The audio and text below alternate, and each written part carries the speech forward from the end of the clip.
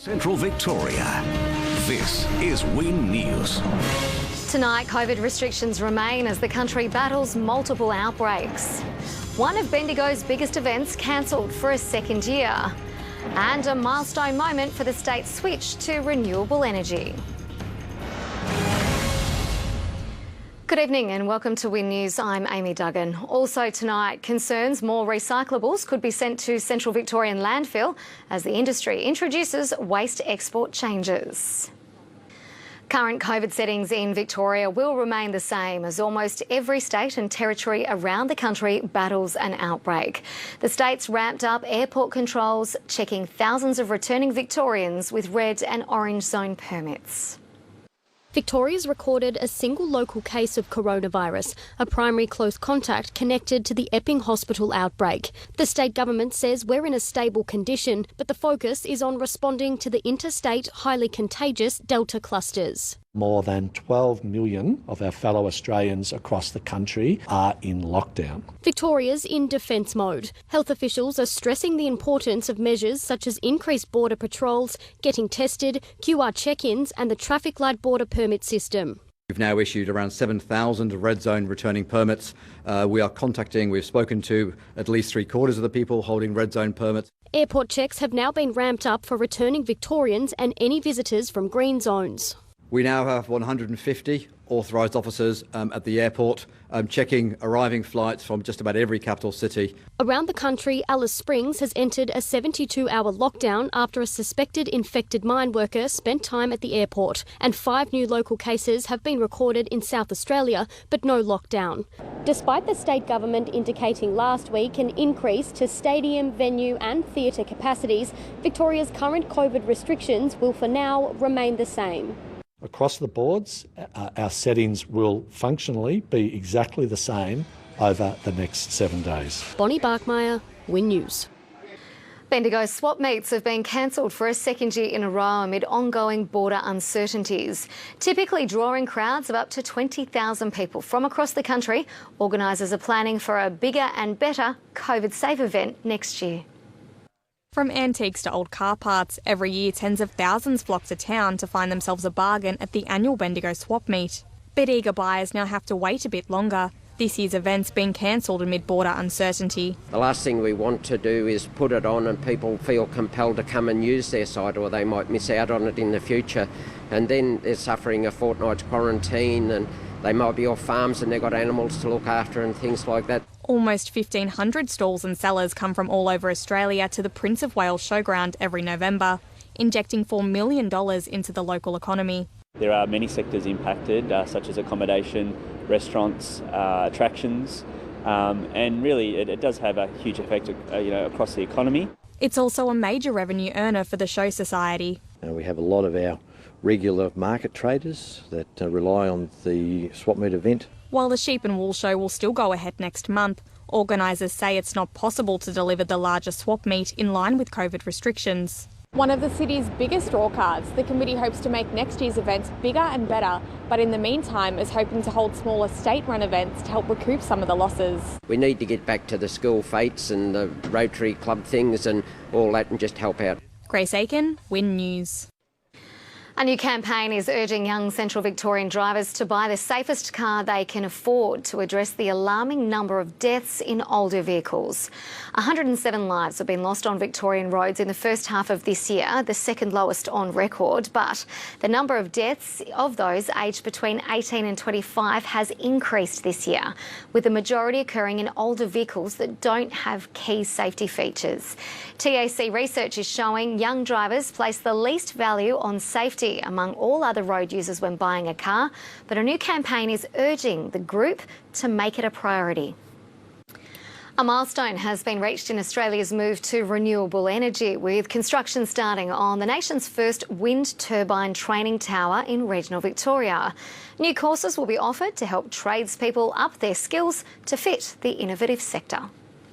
The almost $2 million project will provide training to work in the wind industry. It's absolutely fantastic that we've been able to work with government and industry to be able to pull this together as a first for Australia. Construction started today on the first stage of the Asia Pacific Renewable Energy Training Centre. A tower that will be built that will provide the basis of practical training for the workforce in wind farms. Not just safety training, but a whole range of aspects that go to the heart of what is needed by industry. It's a partnership between Federation TAFE and the renewable energy industry. They've developed that further and been very resolute in wanting to be the country's first in terms of providing a renewable energy training hub. Qualified electricians, mechanical fitters and automotive technicians will be able to retrain to work in the industry. Those people that have already got trade qualifications can actually come in here, having a very intensive course, and then become qualified in wind farms. Construction of the wind turbine tower is set to finish later this year, with stage 2 of the project to commence in 2022. The next phase offers further training, including turbine maintenance and repair. Manisha Swaran, Win News. Central Victorian farmers are sowing the seeds to a greener future as many adapt their practices to benefit from carbon farming. Advocates say the sector's been successfully taken up across Australia and holds the key to future farming. You don't need to tell farmers the climate's changing. They're living it every day. A lot of farmers are recognising that the soil is not quite performing like it used to. I've been here for 35 years and make no mistake, the beneficial rainfall events are becoming further apart. The need to adapt's often led to innovation, with many farmers now taking up carbon farming. It's managing livestock, it's managing vegetation or managing some other operations so that we either capture more carbon into our vegetation or we don't allow more to be emitted. Farmer Niels Olsen's innovative soil renovators allowed him to grow a green manure crop alongside his cattle herd. So it's reducing all the input costs and we're getting extra yield and we're improving the soil at the same time, and on top of all that we're getting carbon credits as well. Sheep breeder Peter Jensch was able to more than double his flock with money he received from carbon credits by increasing the native forest around his station in western New South Wales. More than 1,000 farmers have taken up the initiative since it was first launched 10 years ago. And the industry roadmap projects the sector will soon be worth more than $20 billion in carbon project revenue. Danielle Pope, Win News. Western Victoria is set to become regional Australia's leading centre for hydrogen research and application technology. The state government's announced a $9 million grant to Deakin University's Warrnambool campus for its HyCell technology hub. 78 local jobs will be created during construction of the new building, which would also house almost 300 jobs in research, manufacturing and education. The facility is expected to be operational by the end of next year. Central Victorians seeking social housing could find it harder in the coming years as new homes fail to keep pace with overall housing builds. Welfare advocates say it's further proof we need more housing for our growing population. A mixed bag from the Australian Institute of Health and Welfare. While there's been an increase in the number of social housing dwellings across Australia, there has actually been a decrease in the proportion of social households as a proportion of all households in Australia. There are more than 400,000 social housing dwellings across Australia, with less than a third of those outside major cities. Social housing in Australia includes public housing dwellings, community housing dwellings, state-owned and managed Indigenous housing dwellings and Indigenous community housing. Welfare experts are concerned by the report. We're not seeing the kinds of growth in social housing that we need to see. What is most important for us is that there is just more social housing. Advocates calling on governments to invest both in public housing and community housing projects. They have lots of shovel-ready projects to roll out very quickly so that we can increase the numbers of houses that are available. They say it's not just about helping the community, but boosting the economy as well. We know that for every $1 million invested in social housing, there's a return to the economy of $1.3 million. Eliza Watson, Win News. Coming up next on Win News, the Bendigo man who took on an enormous physical challenge overnight for mental health, and concerns recyclables could be sent to Central Victorian landfill as the industry introduces waste export changes. Bendigo's Jed Zimmer is completing a mammoth marathon on top of more than 3,000 push-ups to raise money for mental health charity Headspace. Pushing through rain and blisters, he's raising awareness and reminding people they're never alone. Completing a 42-kilometre marathon, Jed Zimmer's raising awareness for mental health, an issue close to his heart. Since opening up, I've had friends, family members all come up to me, and that sort of just shows that how prevalent it really is. Starting from Heathgate at 4 a.m, he also completed 3,318 push-ups, the number of Australians who lost their lives to suicide in 2019. 1 in 5 experience poor mental health, 1 in 4 young people. Experts say we should keep an eye on family and friends for signs and symptoms. Changes to their normal routines, if they're seeming withdrawn, increased drug and alcohol use. Jed's raised close to $3,000 for Headspace Bendigo, contributing to its $18,000 total. We provide supports to young people between 12 and 25, but we also provide supports to their families and friends. And one thing I always say is whether it comes to any sort of condition or illness, the first thing a lot of the time you do is go see a GP or talk to your friends and family about it. But I don't think it should be looked at any different to another disease. Hoping to reduce stigma around seeking help, we're being reminded support's available. If you are struggling, please reach out. There is support out there and you will get through it. Grace Aiken, Win News. An export ban on plastics comes into effect tomorrow, but experts say Australia's waste handling sector is not prepared. It could see recyclable items stockpiled or sent to Central Victorian landfill, but sustainability experts say it'll force positive change. A ban on waste material exports starts tomorrow nationwide. It means Australia's waste can no longer be sent offshore to countries like China and Indonesia for processing. One of the main things is that we reduce the amount of plastic that's created. So the plastic packaging in numerous forms.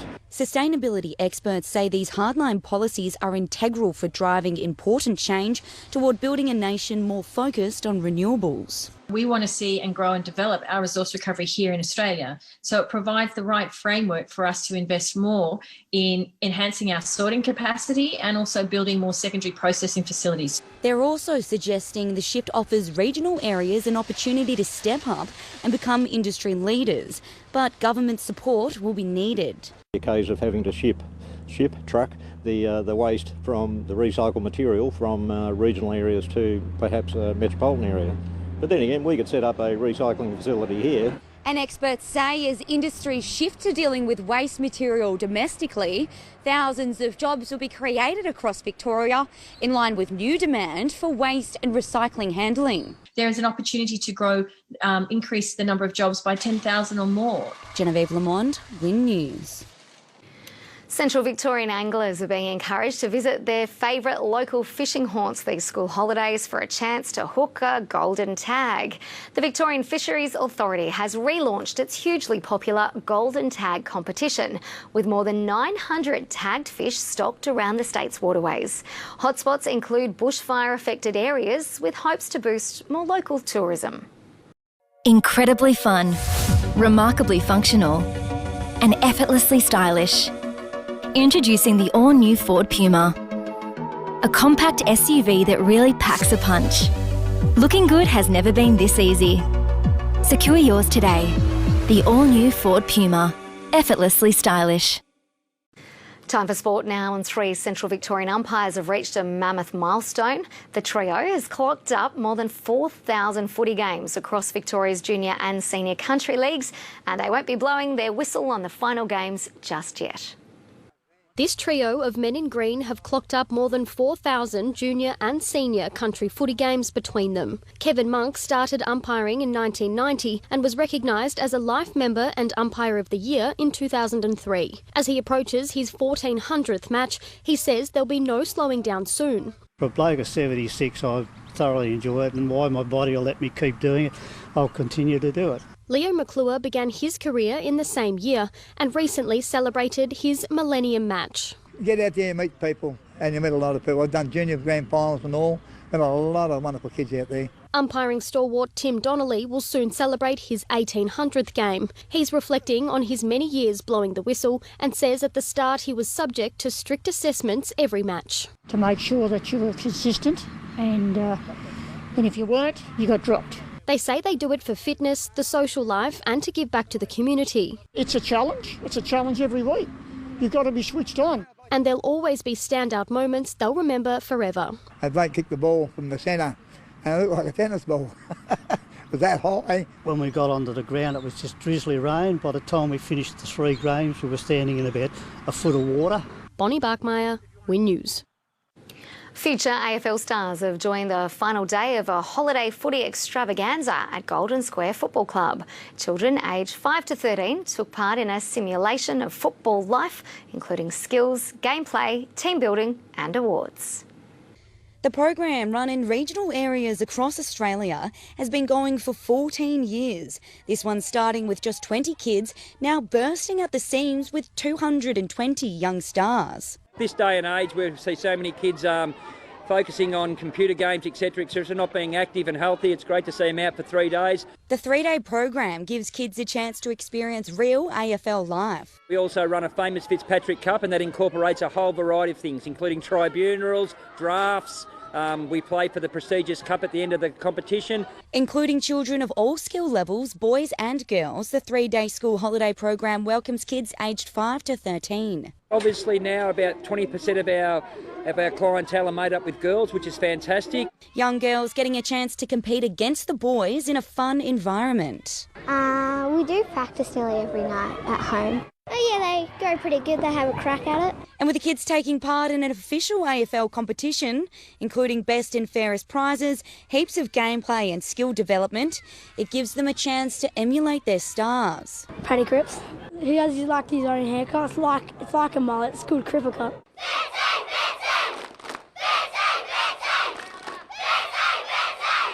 Genevieve Lamond, Win News.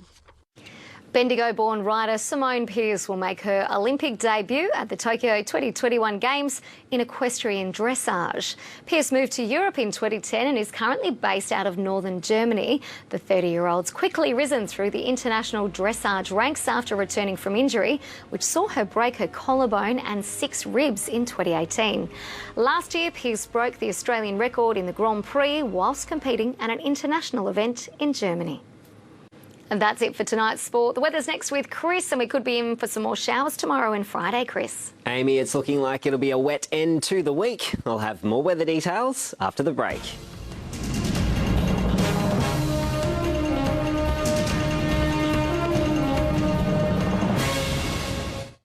This report brought to you by Harvey Norman. Everything you need in electrical, technology, furniture and bedding. Shop in store and online today.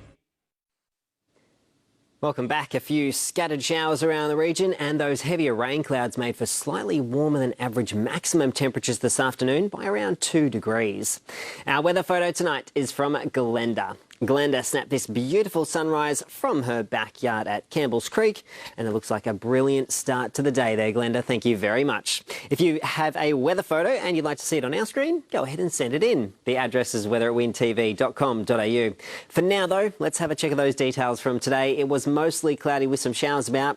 Still a chance of further falls as we head into this evening, and the possible thunderstorm as well. Bendigo saw showers after lunchtime. 16 degrees was the top today. In Charlton, cool northeasterly wind gusts recording to 35 kilometres per hour. And Swan Hill topped out on 17 degrees, but the apparent temperature was about 4 degrees colder than that. Let's have a look at our charts.